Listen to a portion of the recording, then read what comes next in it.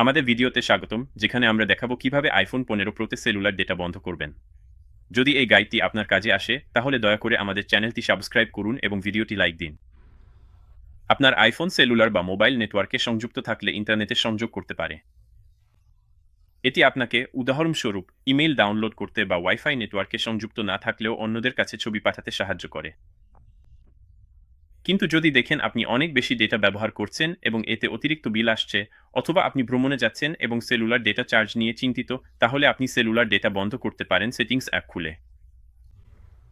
এরপর আপনি স্ক্রিনের উপরে থাকা সেলুলার ডেটা অপশনটি বেছে নিতে পারেন। তারপর সেলুলার ডেটার ডান পাশে থাকা বোতামে চাপ দিন এটি বন্ধ করার জন্য।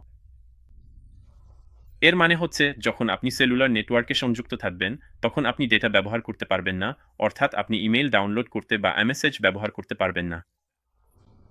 মনে রাখবেন, আপনি যদি ওয়াইফাই নেটওয়ার্কে সংযুক্ত থাকেন তাহলে এখনও ডেটা ব্যবহার করতে পারবেন। এটি শুধু সেলুলার নেটওয়ার্কে সংযুক্ত থাকলে ডেটা বন্ধ করে দেয়া।